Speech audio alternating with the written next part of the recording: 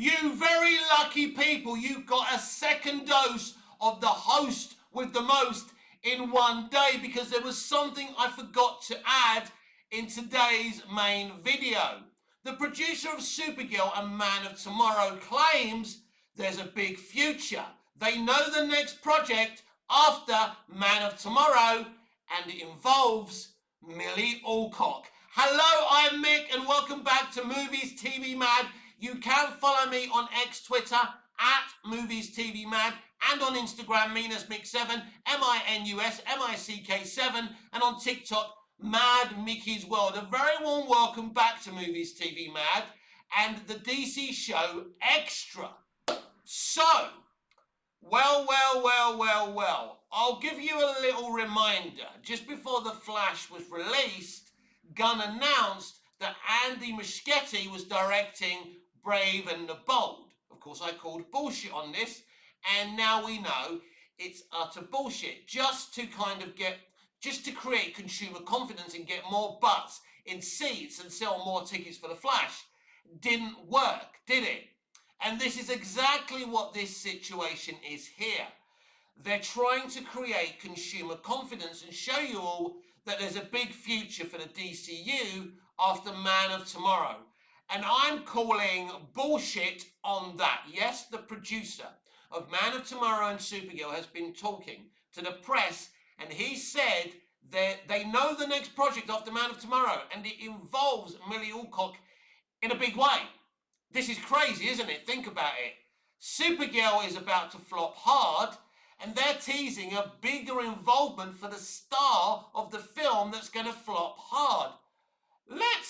For argument's sake, let's pretend that Ellison and Paramount have confidence of James Gunn and what he's doing, and they back him to do more. It would be insane.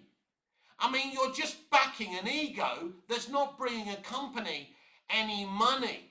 I mean, do I think Ellison's insane enough to do it? Of course. It would be crazy though. You can see there's no financial, profitable advantage with keeping Gunn. And you're allowing them to come out and say that you're a big fan, and you're giving them mostly what they want. That's insane, right? In any business, in any person's book, in any businessman's or woman's book, this is insane. Gunn's DCU is not bringing home the bacon. It's not making money. Now, we'll see what happens if Ellison and Paramount, in fact, ever do get to take over Warner Brothers Discovery. But this kind of messaging isn't great for consumer confidence. Because when a movie flops, the audience are telling you, we don't want no more of this shite. Well, guess what? We're gonna get more of this shite. We're gonna get Clayface. We're gonna get Lanterns. We're gonna get Man of Tomorrow. Even though the box office and the ratings on HBO Max tell you that the audience are telling you that we don't want any more of this shit. We want good-based DC movies, streaming, television shows, gaming and animation. And we're not getting that. And we're demanding it because we're telling you that our wallets are closed. But still, you're advertising and saying that Gunn has a future. I don't believe that he has, but they are insane enough to do this. That's the point here. And for the producer of Supergirl, Man of Tomorrow to go, oh yeah, we know what's coming next. And it involves Millie Alcock. I mean, who can be excited about that? I mean, the reviews have been funny. They started coming out yesterday. And it was like this. The movie was okay. Bad third act, bad this, bad that, but Millie Alcock was great. These critics, right, just try and get the Rotten Tomatoes verification just about fresh, because they know what to write and what not to write. It'll be very interesting to see the Supergirl Rotten Tomatoes score. Be hilarious to see how that comes out. If this film is verified fresh and flops, It'll be hilarious. But that's nothing new today. Because many shite films that flop at the box office are verified fresh on Rotten Tomatoes. Maybe today or tomorrow we'll get the Rotten Tomatoes score. So it should be quite fun to see. But the reviews are very, very mixed. Now, I don't think, reading from what test audiences told me about this film, I don't think there should be any doubt that the Rotten Tomatoes score should be low. But today's critics are very, very corrupt and can't be trusted. So, who knows if the score will come out fresh or rotten. Not that it matters at this point.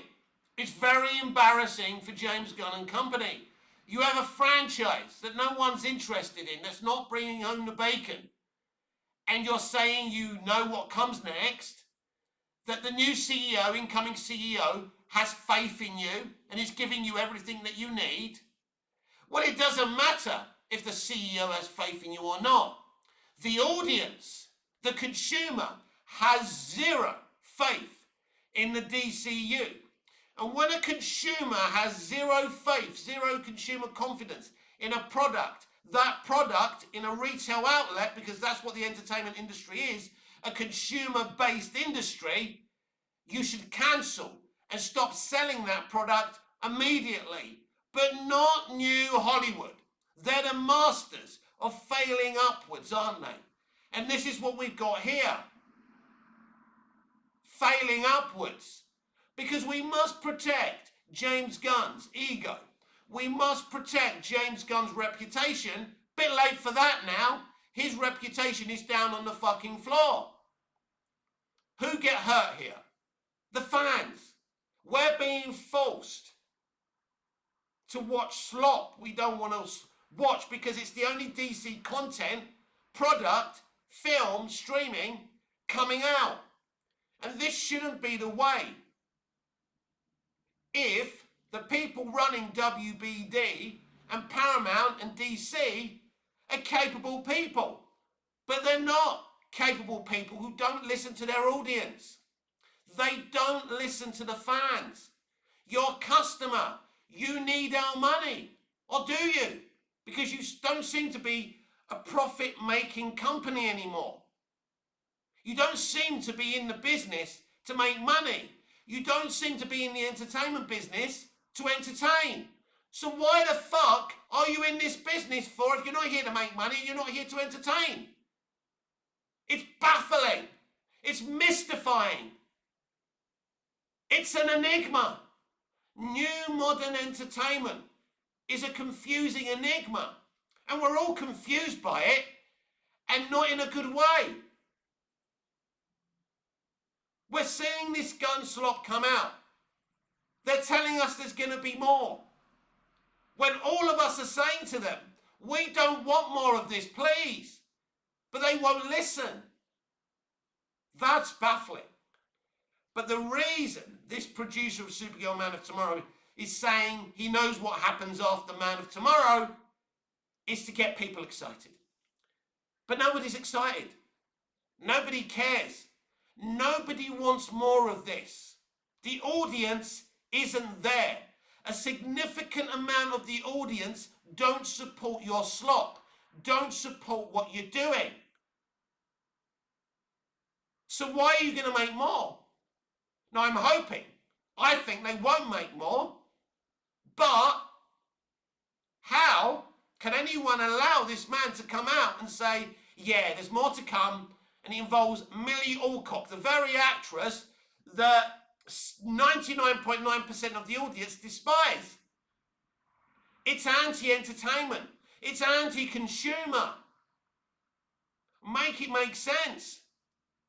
Because to me, you can't run a consumer-based outlet, a media entertainment film studio, in this way, in this haphazard way.